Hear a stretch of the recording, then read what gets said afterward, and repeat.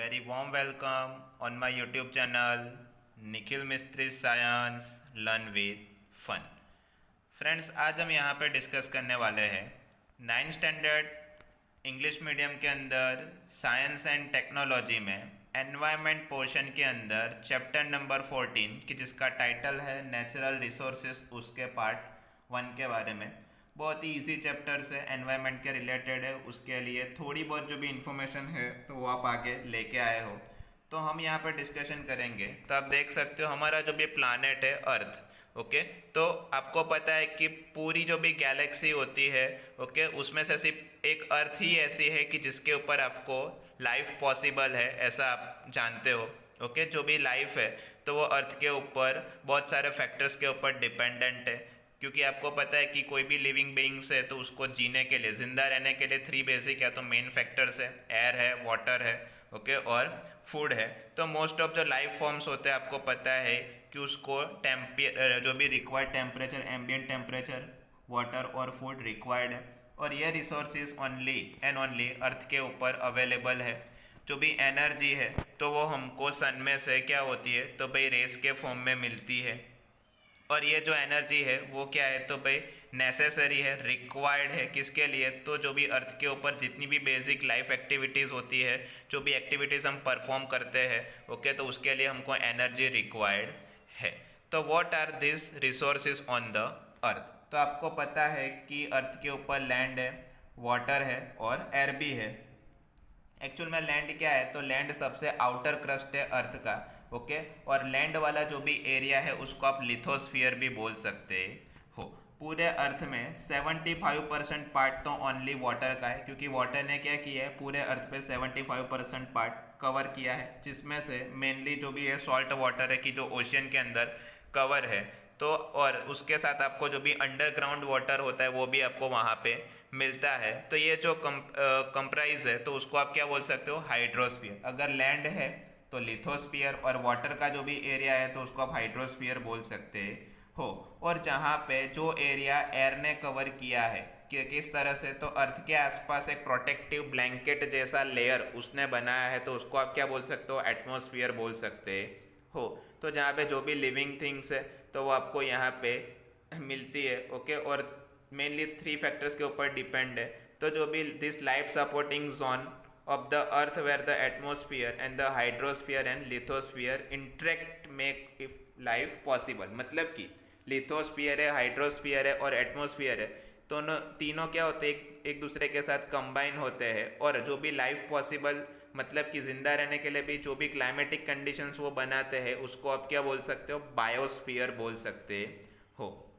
तो यहाँ पे जितने भी लिविंग थिंग्स है, ओके, तो उसका जो भी कंस्टिट्यूट है तो उसको हम 2 फैक्टर्स में डिवाइड करते हैं, biotic and abiotic. Okay, biosphere में जो भी लिविंग आपको आइडेंटिफाई होते हैं तो उसको आप बायोटिक कंपोनेंट बोल सकते हो, ओके, और उसके अंदर नॉन लिविंग कंपोनेंट होते हैं तो उसको आप क्या बोल सकते हो, अबायोटिक कंपोनेंट बोल सकते हो। लिविंग के अंदर, सॉरी, बायोटिक के अंदर मेनली लिविंग ऑर्गेनिजम्स आप इंक्लूड कर सकते हो, और नॉन लिविंग के अंदर मतलब कि अबायोटिक के अंदर एयर है, टेम्परेचर है, वाटर है, ये सब क्या है तो उसको आप काउंटिंग कर सकते हो। लेकिन जितने भी बायोटिक फैक्टर है उसको अपनी लाइफ को मेंटेन करने के लिए अबायोटिक फैक्टर्स के ऊपर डिपेंड रहना होता है। मतलब कि बायोटिक एंड अबायोटिक दोनों एक दूसरे के ऊपर क्या है, डिपेंडेंट है, जिससे क्या होता है तो भाई सस्टेनिंग लाइफ अर्थ के ऊपर पॉसिबल है। तो द ब्रेथ ऑफ लाइफ, जिसको आप क्या बोल सकते हो, एयर। तो आपको पता है कि we have already talk about the composition of the air in the first chapter. आपको पता है कि एयर किसकी बनी है तो 78% नाइट्रोजन, ओके, 21% ऑक्सीजन, 1% के अंदर 0.04% कार्बन डाइऑक्साइड, और 0.96% में अदर गैसेस को आप इंक्लूड कर सकते हो, जिसमें वाटर वेपर भी काउंटेबल है। तो यहाँ पे जो भी एयर है वो किसका मिक्सचर है, nitrogen, oxygen, carbon dioxide and water vapour. यहाँ पे इंटरेस्टिंग नोट डाउन ये है कि भाई जो composition of air is the result of life on earth in planet such as the Venus and Mars where is no life to know. मतलब कि वहाँ पे लाइफ अवेलेबल नहीं है। क्यों अवेलेबल नहीं है तो वहाँ पे कार्बन डाइऑक्साइड की क्वांटिटी क्या है, ज़्यादा है, और अर्थ के ऊपर जो भी कार्बन डाइऑक्साइड है उसकी क्वांटिटी कैसी है, कम है। अगर हम मार्स और वीनस की डिस्कशन करते हैं तो उसके ऊपर कार्बन डाइऑक्साइड 95 to 97% है, ओके। और जो भी अर्थ है उसके ऊपर ओनली एंड ओनली 0.04% है। ये मेजर डिफरेंस है दोनों प्लैनेट के बीच में, जिसकी वजह से क्या होता है कि भाई अर्थ के ऊपर लाइफ पॉसिबल है और मार्स और वीनस के ऊपर नहीं है। 5 चैप्टर बायोलॉजी के 5 नंबर के चैप्टर के अंदर हमने यूकैरियोटिक सेल और प्रोकैरियोटिक के बारे में पढ़ा था, ओके। तो जो भी यूकैरियोटिक की हम बात करते हैं तो need oxygen to break down glucose, मतलब कि जो भी ग्लूकोज मॉलिक्यूल्स है उसको ब्रेक डाउन करके उसमें से एनर्जी हम क्या करते हैं, सेल के अंदर लेते हैं। तो ये जो रिजल्ट है, ये जो प्रोडक्शन है, जिससे क्या होता है, कार्बन डाइऑक्साइड प्रोड्यूस होता है। And the another process which result in the consumption of the oxygen and the contaminate production of the carbon dioxide is combustion. दो टाइप से कार्बन डाइऑक्साइड प्रोड्यूस होता है। एक तो कैसे, तो भाई हम किसी भी फ्यूल को या तो किसी भी चीज़ को ऑक्सीजन की प्रेजेंस में जलाते हैं तब कार्बन डाइऑक्साइड प्रोड्यूस होता है। और सेकेंड वेन, जब हम क्या करते हैं तो भाई कोई भी फूड होता है, फूड का हम क्या करते हैं, कंबशन करते हैं। मतलब कि ये जो इंटरनल एक्टिविटीज़ है उसके अकॉर्डिंग तो वहाँ पे भी कार्बन डाइऑक्साइड प्रोड्यूस होता है। तो this include not just a human activity which Burns fuel, मतलब कि जब फ्यूल बर्न होता है, पेट्रोल है, डीजल है, सीएनजी एक्सेट्रा, तब हमको एनर्जी भी मिलती है, ओके। और साथ में क्या होता है, तो भाई कार्बन डाइऑक्साइड भी प्रोड्यूस होता है। सेमस अगर फॉरेस्ट फायर होती है तब भी क्या होता है, तो भाई एनर्जी, या तो फॉरेस्ट फायर में भी क्या होता है, सबसे ज़्यादा कार्बन डाइऑक्साइड प्रोड्यूस होता है। तो despite this percentage of the carbon dioxide in our atmosphere is the main fraction of the percentage because the carbon dioxide is fix in the two ways. हम कार्बन डाइऑक्साइड को कैसे maintain करते, कैसे उसको fix करते, तो उसके दो पाथ आपको यहाँ पे दिए हुए, जिसमें first of all A green plant convert carbon dioxide into the glucose and presence of the sunlight. जितने ज़्यादा प्लांट होंगे उतना ज़्यादा वो कार्बन डाइऑक्साइड को एब्जॉर्ब करेगा, ओके। उतना ही कार्बन डाइऑक्साइड कम होगा और साथ में हमको ऑक्सीजन भी मिलेगा, क्योंकि वो फोटोसिंथेसिस प्रोसेस के थ्रू कार्बन डाइऑक्साइड का यूज़ करके अपना खाना खुद बनाता है। और सेकेंड वे, जो भी मरीन एनिमल्स है, ओके, तो वो क्या करते हैं, कार्बोनेट जो भी डिसॉल्व होता है सी वाटर के अंदर, उसको वो क्या करते हैं, तो शेल्स बनाने में यूज़ करते हैं। The role of the atmosphere in the climate control, तो we have talk about the atmosphere covering the earth. आपको पता है कि जो भी ओजोन का लेयर है, एटमोसफियर है, वो क्या करता है, अर्थ के आसपास एक प्रोटेक्टिव लेयर या तो कवर बनाता है, जिसको आप ब्लैंकेट जैसा भी बोल सकते हो, ओके। और जो भी एयर है वो पुअर कंडक्टर या तो इंसुलेटर है, ओके, हीट की। तो जो भी एटमॉस्फेयर है वो क्या करता है, तो जो भी एवरेज टेम्परेचर है उसको वो मेंटेन करता है, मतलब कि बढ़ने भी नहीं देता और इंक्रीमेंट भी नहीं कम भी नहीं होने देता, मतलब कि उसको वो मेंटेन करता है। अगर आप देखते जाओ तो वॉल लेयर में जो भी टेम्परेचर होता है उसमें माइनर सी इंक्रीमेंट या तो डिक्रीमेंट आपको देखने को मिलती है, मतलब कि उसको वो प्रॉपरली मेंटेन करता है, ओके। तो यहाँ पे ये किसकी वजह से पॉसिबल है, तो it slows the down escape the heat into the outer space, मतलब कि जो भी हीट आती है उसको वो आउटर स्पेस में जाती है, ओके। आपको पता है, think of the moon which is the same distance from the sun, मतलब कि मून का डिस्टेंस भी क्या है, अर्थ से सेम है, ओके। लेकिन वहाँ पे टेम्परेचर डे और नाइट के टेम्परेचर में मेजर डिफरेंस आपको दिखाई देता है। यहाँ पे जो भी मून है उसका नाइट का टेम्परेचर -190 डिग्री सेल्सियस और डे का टेम्परेचर है 110 डिग्री सेल्सियस आपको दिया हुआ है। तो ये जो टेम्परेचर आपको क्या करना है, मेज़र करना है एक एक्टिविटी के फॉर्म में। आपको बीकर दिया हुआ है, पानी से फुल है, जो भी बीकर है full of soil and sand. And third one, close bottle containing at the thermometer, keep them in the bright sunlight for the 3 hours. 3 hours के लिए आपको क्या करना है, सनलाइट के सामने रख देना है, ओके। और आफ्टर 3 आवर्स आपको क्या करना है, तो तीनों विसेस के जो भी टेम्परेचर है वो आपको मेज़र करने हैं।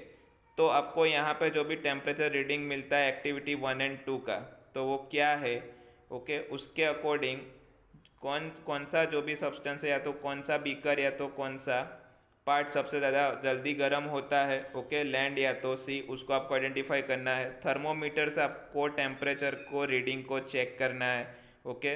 किसका ज़्यादा टेम्परेचर है, सैंड या तो वाटर का, ओके। उसके बाद आपको यहाँ पे डिस्कशन भी करना है और साथ में जो भी temperature of air in the closed glass vessel bottle at the same the temperature is taken in open air. Okay तो आपको यहाँ पे एक्टिविटी हम आंसर के फॉर्म में देंगे। तो आपको पता है कि we have seen about land sea water do not heat up.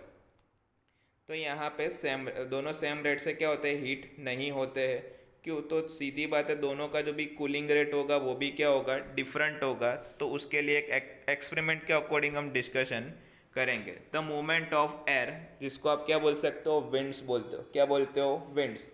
तो we have all felt the relief brought by the cool evening breezes after a hot day. मतलब कि जब पूरा दिन गर्मी होती है तो शाम को क्या होता है, तो भाई जो भी ओशियंस होता है उसमें से जो भी वेव्स आते हैं, ब्रेजेस आते हैं, तो आपको क्या करते हैं, थोड़ी बहुत कूलिंग आपको देते हैं, ठंड आपको देते हैं। और some time lucky to enough the gate rains after some days. मतलब कि आपको पता है कि समर के बाद जब मानसून स्टार्ट होता है तब बारिश आती है। बारिश आने से क्या होता है, जो भी आपका एनवायरनमेंट है, वेदर है, वो क्या होता है, कूल हो जाता है। तो जिससे क्या होता है, तो भाई आपको पता है कि जो भी decides the whether this the moment will be the form of gentle breezes. मतलब कि ओशियंस में से जो वेव्स आते हैं वो क्या करते हैं, तो कूलिंग लेके आते हैं। कैसे पॉसिबल है, तो जो भी स्ट्रॉन्ग विंड है, टेरेबल स्ट्रॉम है, ओके, तो यहाँ पे उसके अकॉर्डिंग हम बात करेंगे। तो ये जो फेनोमेना है जिसकी वजह से क्या होता है, तो जो भी एटमॉस्फेयर होता है, तो दिन के टाइम में अगर सनलाइट ज़्यादा होती है तो वो क्या होता है, हीट होता है, ओके, और फॉर्मेशन ऑफ वाटर वेपर भी बनाता है। ओशियन का जो भी पानी है वो सनलाइट लेता है और क्या करता है, वेपराइज ज़्यादा करता है।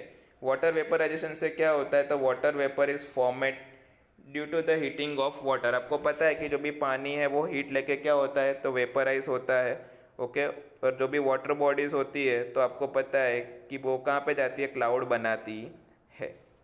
एक्टिविटी की हम बात करें तो जितने भी लिविंग ऑर्गेनिजम्स हैं तो उसके अकॉर्डिंग भी सेम प्रोसेस। तो वो क्या करता है, उसकी बॉडी के ऊपर आपको स्वेट देखने को मिलता है।